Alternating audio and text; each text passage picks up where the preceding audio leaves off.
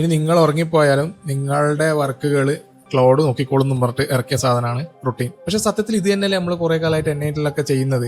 നമ്മളവിടെ work flow set ചെയ്യും, ആ വർക്ക് ഫ്ലോ നമ്മൾ ഉറങ്ങിയാലും നമുക്ക് വേണ്ടി പണിയെടുക്കും അല്ലേ.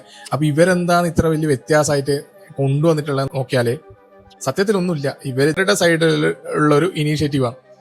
നമ്മളെ ലാപ്ടോപ്പിൽ നമുക്ക് വേണ്ടുന്ന വർക്ക് ക്ലൗഡിനെ കൊണ്ട് ചെയ്യിപ്പിക്കുന്നതിന് പകരം ആ വർക്കുകൾ നമ്മൾ റിമോട്ട് ക്ലൗഡിൽ കൊണ്ടുപോയിട്ട് റൺ ചെയ്യിപ്പിക്കുന്ന പരിപാടി. അത്രേ ഉള്ളൂ ക്ലൗഡ് റൊട്ടീൻസ്. ഇതിന്റെ ഒരു മെയിൻ അഡ്വാൻറ്റേജ് എന്ന് പറഞ്ഞാൽ നമ്മൾ N8 നമ്മൾ വെൽ ഡിഫൈൻഡ് ആയിട്ടുള്ള വർക്ക് ഫ്ലോസ് പറഞ്ഞു കൊടുക്കേണ്ടതുണ്ട്. ഇതിൽ നമ്മൾ ക്ലൗഡിനെയാണ് ആ ഡിസിഷൻ ഏൽപ്പിക്കുന്നത്. നമ്മൾ എന്ത് വേണമെന്ന് പറഞ്ഞാൽ കണക്ടേഴ്സും നമുക്ക് വേണ്ടുന്ന ഗിറ്റബ് റിപ്പോസിറ്ററീസും ഏത് രീതിയിൽ ഇത് ട്രിഗർ ആവണമെന്നുള്ള കാര്യങ്ങളൊക്കെ നമ്മൾ ഇതിന് ജസ്റ്റ് പറഞ്ഞു കൊടുത്തു കഴിഞ്ഞാൽ ക്ലൗഡ് ഡിസൈഡ് ചെയ്തോളും. ഈ റൊട്ടീൻസിന് 3 രീതിയിൽ നമുക്ക് ട്രിഗർ ചെയ്യാം.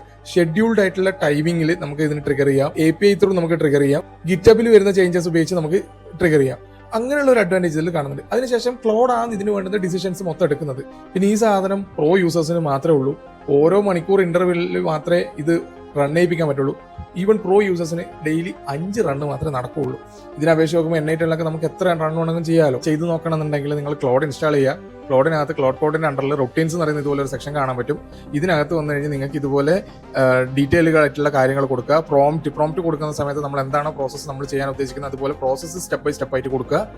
അതിനുശേഷം നമുക്ക് എന്തൊക്കെ കണക്ടർ ഇതിൽ കണക്ട് ചെയ്യണം. കണക്ടേഴ്സ് എന്ന് പറഞ്ഞാൽ സെറ്റ് ഓഫ് ടൂൾസ്, ഇതിനെ ആക്സസ് ചെയ്യാൻ പറ്റുന്ന ടൂൾസ് മാതിരി നമുക്ക് ഇതിൽ ഇഷ്ടംപോലെ കണക്ടേഴ്സ്, ഈ കാണുന്ന ലിസ്റ്റിൽ പറയുന്ന പോലെ ഇഷ്ടംപോലെ കണക്ടേഴ്സ് ഉണ്ട്. ഈ കണക്ടറിൽ ഏതൊക്കെ കണക്ടർ നിങ്ങൾക്ക് വേണം അത് കണക്ട് ചെയ്യുക. ഇനി നിങ്ങൾക്ക് ഇതിന് റിപ്പോസിറ്ററി ഗിറ്റബ് ആഡ് ചെയ്യണമെങ്കിൽ നിങ്ങൾക്ക് ഗിറ്റബ് ആഡ് ചെയ്യുക. അങ്ങനെ ഞാൻ ക്രിയേറ്റ് ചെയ്ത ഒരു ചെറിയൊരു റൊട്ടീനായി കാണുന്നത്.